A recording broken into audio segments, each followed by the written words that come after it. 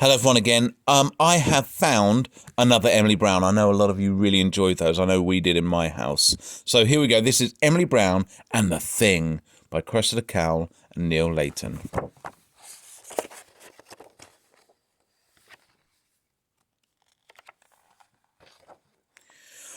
Once upon a time, there was a little girl called Emily Brown and an old grey rabbit called Stanley.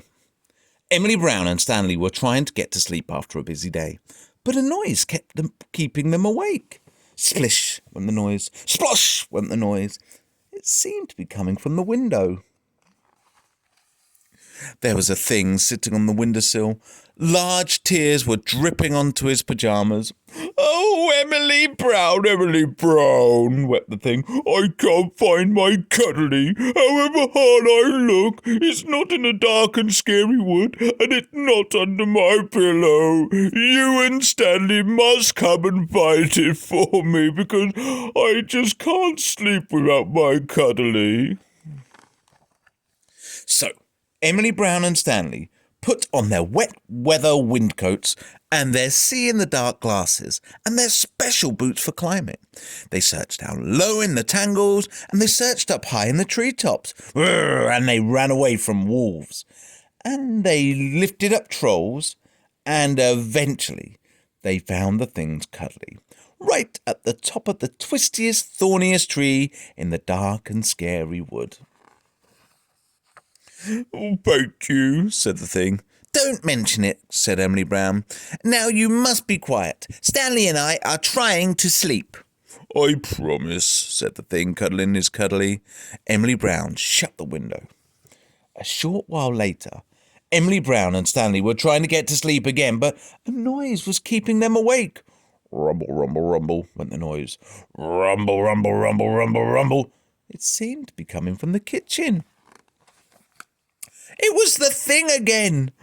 "Oh, Emily Brown, grumbled the thing. "All I had for tea was 100 hamburgers and one small apple for the vitamins, but now I'm ever so hungry and thirsty. You and Stanley must fetch me my bedtime milk, because I can't sleep when my tummy is rumbling." So Emily Brown and Stanley sighed heavily and put snow snugglers on their heads and ski plankers on their feet and their fluffiest winter warmers over everything.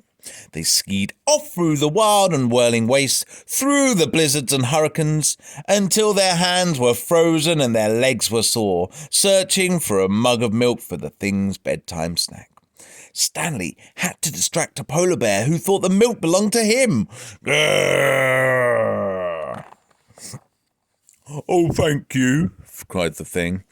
"Don't mention it," said Emily Brown. "And now you must be quiet. Stanley and I are trying to sleep."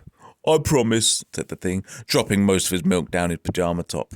And Emily Brown shut the refrigerator door. 5 minutes later, Emily Brown and Stanley were still trying to get to sleep, but a noise was keeping them awake. Went the noise. It seemed to be coming from the cellar door under the stairs. "I hope it's not that thing again," said Emily Brown crossly. It was the thing.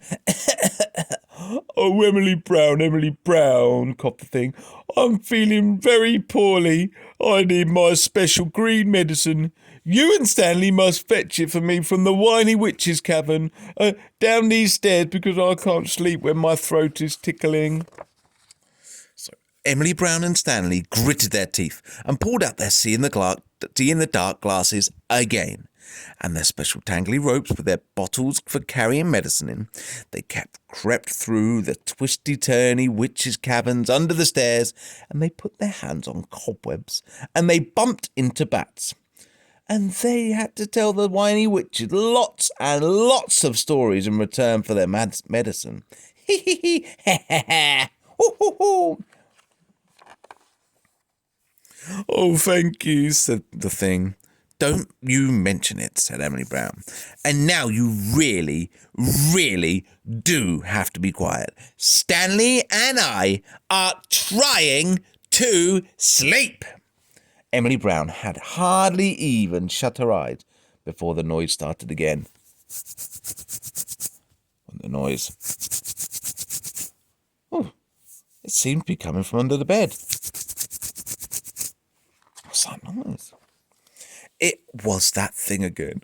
I've got this very itchy leg, began the thing.